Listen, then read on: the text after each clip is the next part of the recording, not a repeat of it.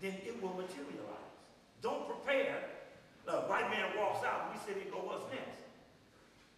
Part of running him out is next is in your hand. They never kill nobody unless they got somebody to replace them.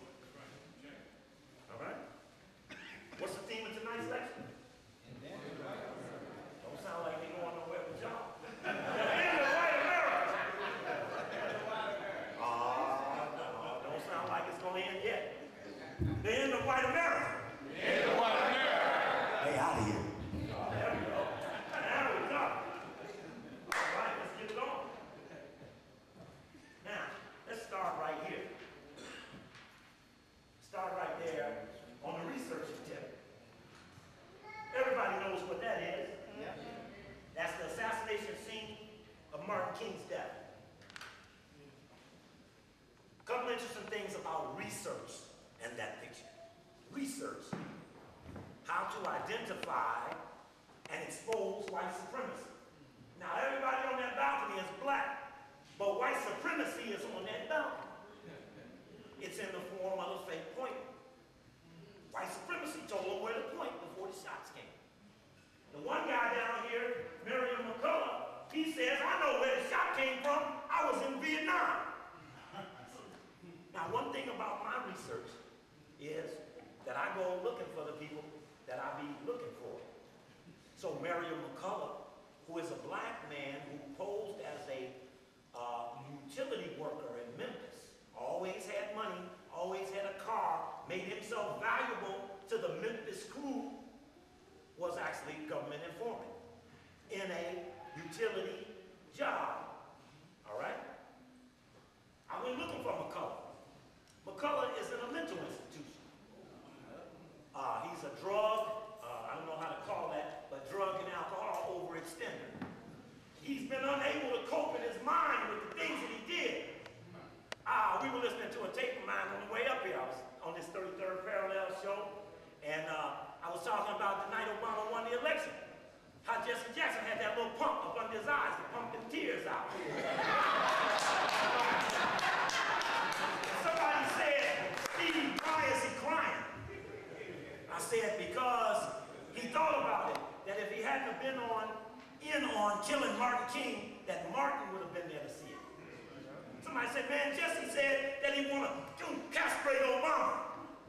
I said, well, he helped kill King. Couldn't be worse than that. How do you have an idle, off-the-record conversation in a Fox studio? Fox, the trickster. Murdoch, the agent of Rothschild. I wouldn't trust anybody who worked for Murdoch. I wouldn't trust anybody who worked for Murdoch as a terrorism expert either. No, sir. Jack. All right, that's deep. You got to go deep to get that one. Yeah, I'm going to say it again. I don't trust anyone who worked for Murdoch, Fox, the trickster, Rothschild, especially if they were its terrorism expert. All right. In fact, that guy said Martin King would love him for having joined the FBI. That's what he said. Now, this picture is important because down at the bottom, they're holding a towel of Martin King's face. That's Martin King's face down there. And you see his feet in the railing. This is interesting because as we put pressure on the King thing, it's never over. How you prevent future assassinations is that you haunt, taunt, and hunt people involved in it, whether the government moves or not.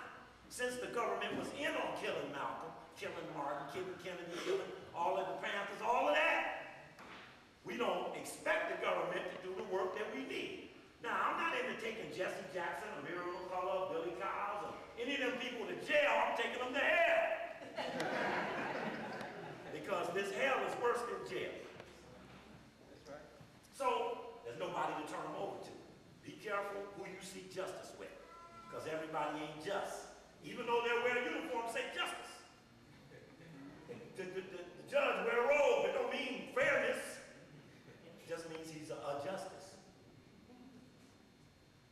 Now, just during the Academy Awards, they nominated a documentary called Witness from 306. It's a funny thing, I'm looking at the Academy Awards, and every time they announce a winner, they have little boxes on the screen, 5 boxes. And one of the boxes was a man standing at a railing with a wreath on. Tall man. I kept looking at it. I said, man, why would the Academy Awards have a picture look like the Lorraine Motel? So I'm looking, man, it goes on, the next thing moves over, and it keeps going until eventually they announce, you got my book still? I got it. Okay, go ahead, let me know when you're finished. When they say, that's the Boulay book. I wanted my brother from Cleveland to look at them Boulay names, and he was stunned. That's a good thing, we'll get to that. This Academy kept showing this picture. Then they get to documentaries, best documentary short. They announce Witness to room 306 as a nominated documentary. And I thought, Witness from 306, what is this? Every documentary that the white people could come up with already been done. They come up with all the fake pointing. We were pointing in the direction of the bullet. Where was a tree over there in front of the damn place? It was impossible. Andy Young, he recanted his pointing in his book, An Easy Burden, because he says he was confused and he didn't see the shot come from that direction. What role does trauma play in how you act? Trauma. You know? Now, Billy Kyles, a couple of years ago, the 25th anniversary of King's assassination, was in Birmingham, Alabama. He gave a speech and he said, King was here, and I was here. And I moved over so that they could get a clear shot. And paya, the shot rang out. Now that was an Iowa statement. Dick Gregory was there in Birmingham. He called me in Washington and said, hey man, I got a tape. I'm flying in DC. You meet me at the airport. I got to give you this tape. You copy this up. This is for our own safety and security. We got to get this tape. How you been, brother? All right. There's old Baltimore people. I've been seeing some of these people 15, 20 years. We've been at programs. Yes, sir. Yes, sir. And the theme of tonight's lecture is called The Inner White America. We'll talk a little bit more about it. What's the theme of tonight's lecture? The Inner White America. Yeah, the end is almost here. Yes, sir. All right. Okay, now, this documentary nominated for Academy Award was Billy Kyles recounting what happened on the balcony. Now, they got 50 times that same damn thing been said. 50 times. But you can tell when we get close. Here's the last one. HBO showed this documentary. I don't know if any of you saw it. After the Academy Awards, they showed it 2 nights on HBO. 2 nights they showed it. February 26th and February 27th, something like that. Last days of Black History Month. And Billy Kyle said, I put a rag on Martin King's throat. I went in the bedroom and got a towel and a sheet, and I put it up to Martin King's throat. He said, but I noticed that he was bleeding from under his collar. You know it was a dum-dum bullet. A bullet that when it goes into your body, it just goes. After 50 documentaries on the King assassination, not one time ever, since white people say it was one shot, there ain't never been no need for no dum-dum bullet. Now I'm gonna go back to that again.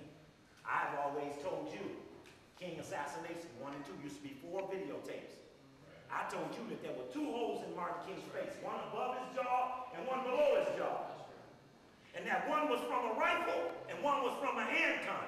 Our brother said that Jesse Jackson was in the courtyard with a handgun. And when Ernestine Campbell said she saw him raise something up to the balcony and then put it down in a tote bag. And when he gets back to Chicago on a plane, it's like flying when 9/11 came. You still flying. Ain't nobody flying but you and the president. You done been in on the King thing. He flies back to Chicago. I'll show you that picture in a second. And he flies back to Chicago, and he gets out of Memphis while everybody else is locked in and everyone else is locked out. Now, for Billy Kyles to say there was a dum-dum bullet, didn't nobody ask him. On the street, when we say that there were 2 holes in Martin King and one of them came from a rifle, if you have orders to kill, you got orders to kill over there?